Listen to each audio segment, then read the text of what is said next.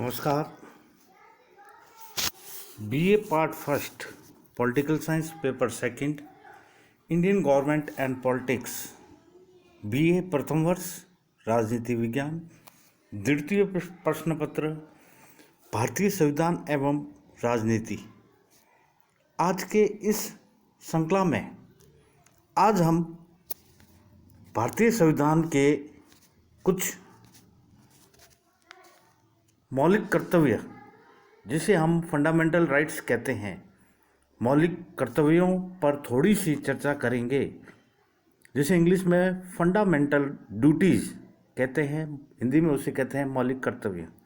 विद्यार्थियों, मूल संविधान में मौलिक कर्तव्य नहीं थे।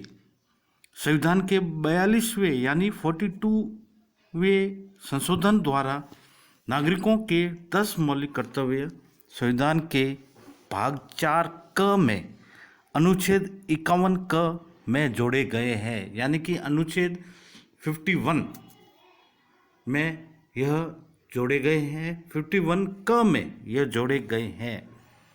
तो हम देखते हैं वह मौलिक कर्तव्य कौन कौन से हैं।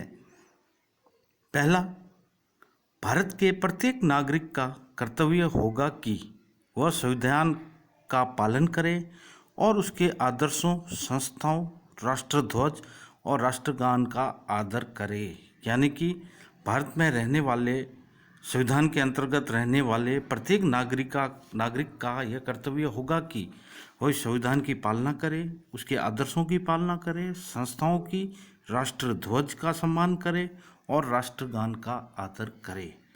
फिर आता है दूसरा मौलिक कर्तव्य, स्वतंत्रता के लिए हमारे राष्ट्रीय आंदोलन को प्रेरित करने वाले उच्च आदर्शों को हृदय में संजोए रखे और उनका पालन करे। यानी अर्थात स्वतंत्रता के समय जो हमारे आदर्श थे, राष्ट्रीय आंदोलन के जो राष्ट्रीय आदर्श थे, और उन राष्ट्रीय आंदोलन को प्रेरित करने के लिए जो राष्ट्रीय आदर्शों या उच्च आदर्शों को हमेशा हृदयों में संजो के रखेंगे और उनका हमेशा पालन करेंगे। फिर विद्यार्थियों आता है तीसरा मौलिक कर्तव्य, भारत की प्रभुता, एकता और अखंडता की रक्षा करे और उसे बनाए रखे। यह हमारा प्रमुख फंडामेंटल ड्यूटी है कि प्रमुख मौलिक कर्तव्य है कि भारत की प्रभुता, एकता और अखंडता की रक्षा करना हमारा कर्तव्य है और उसे बनाए रखने का भी हमारा कर्तव्य है। फिर आता है चौथा मौलिक अधिकार, देश की रक्षा करे और आह्वान किए जाने पर राष्ट्र सेवा करे।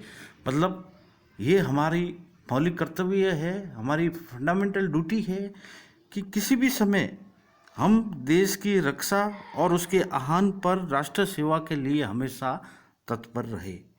फिर आता है पांचवा मौलिक कर्तव्य, भारत के सभी लोगों में एकता, सम्मान, भ्रातृत्व की भावना का विकास करें और जो धर्म, भाषा, प्रदेश या वर्ग पर आधारित भेदभाव से परे हो और ऐसी प्रथाओं का त्याग करे जो स्त्रियों के सम्मान के विरोध हो।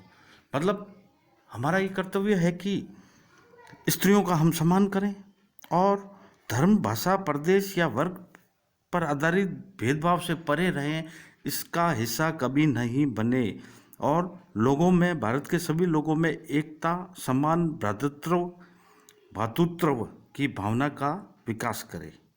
फिर विद्यार्थियों आता है छठा मौलिक कर्तव्य, हमारी समन्वित संस्कृति की गौरवशाली परंपरा का महत्व समझे और उसका संरक्षण करें।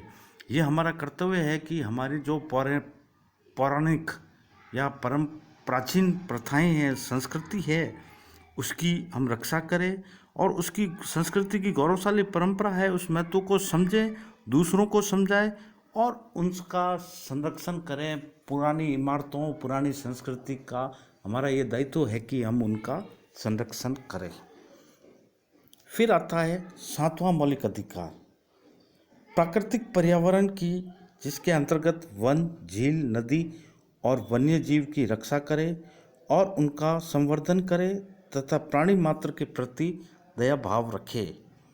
तो विद्यार्थियों, अर्थात इसका अर्थ हुआ प्रकृति और पर्यावरण की रक्षा करें और उसके अंतर्गत जो भी आए, वन, झील, नदी या वन्य जीव जो भी हो, उनकी रक्षा करे, उनका संवर्धन करे और सभी प्राणी मात्र के प्रति दया भाव रखे।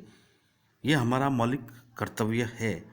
फिर विद्यार्थियों आता है 8वां मौलिक कर्तव्य, जो है वैज्ञानिक दृष्टिकोण, मानववाद और ज्ञान अर्जन तथा सुधार की भावना का विकास करें।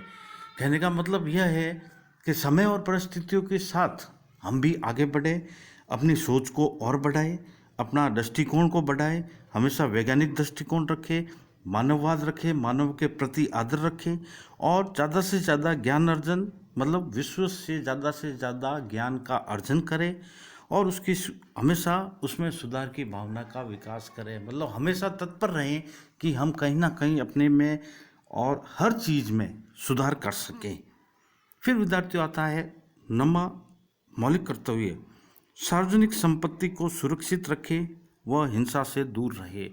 मतलब सार्वजनिक संपत्ति या सरकारी संपत्ति जो भी है, जो दैनिक रूप से जो व्यक्तियों के काम आती है, हमारे काम आती है, उन सार्वजनिक संपत्ति को सुरक्षित रखें, उनकी सुरक्षा करें और किसी भी प्रकार की हिंसा से दूर रहे।